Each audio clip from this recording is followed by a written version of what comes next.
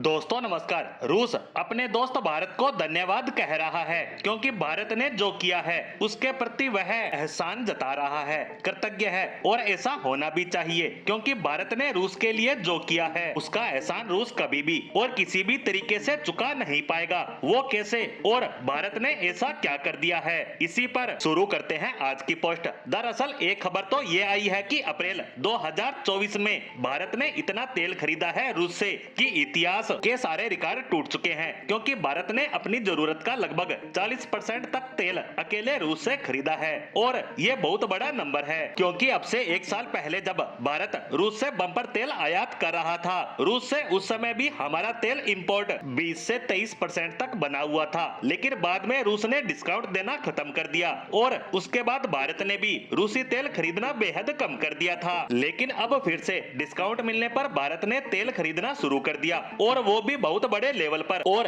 इसके असर की बात करें तो वह देखकर तो आप हैरान ही रह जाओगे क्योंकि ये किसी भी चमत्कार से कम नहीं है। दरअसल रूस की अर्थव्यवस्था तमाम तरह के प्रतिबंधों के बावजूद यूरोप में सबसे तेजी से बढ़ने वाली अर्थव्यवस्थाओं में शुमार थी क्योंकि रूस बहुत ज्यादा कच्चा तेल निर्यात कर रहा था। लेकिन कहा जा रहा था कि यह तो कुछ समय तक ही चलेगा, अगले साल तक प्रतिबंधों के कारण भारत और चीन बड़े तेल आयातक है, वे कच्चा तेल खरीदना बंद कर देंगे जिससे रूस की अर्थव्यवस्था गिरने लगेगी। और इस साल की शुरुआत में ऐसा हुआ भी, चीन की कंपनियों ने प्रतिबंध के कारण कच्चा तेल खरीदना कम कर दिया, लेकिन भारत पीछे नहीं हटा बल्कि और ज्यादा तेल खरीदने लगा और रूस की यथासंभव मदद की। और अब इसका असर दिखने लगा है कि रूस की अर्थव्यवस्था की जीडीपी रफ्तार पिछले साल के मुकाबले इस साल और ज्यादा बेहतर रहेगी। जो पिछले साल 2.4% थी वो इस बार 2.5% से भी ऊपर जाएगी। हालांकि आप कहेंगे कि भारत की तो 7 से 8% है के मुकाबले तो रूस की जीडीपी रफ्तार बहुत धीमी है, लेकिन हम बात कर रहे हैं मुख्यतः यूरोप की। वहाँ के हालात ये है कि जर्मनी नेगेटिव में है, ब्रिटेन नेगेटिव में है,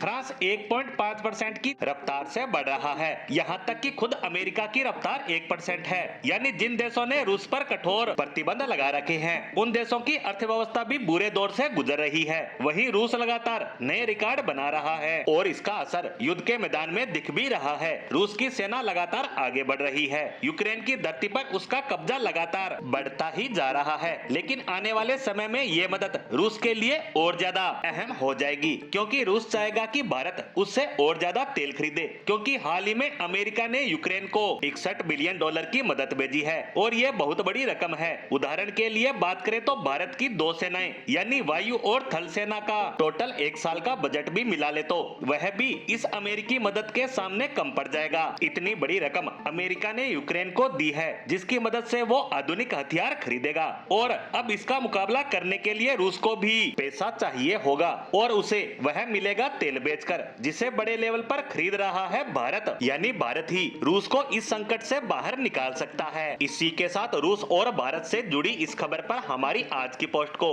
यहीं विराम देते हैं। धन्यवाद।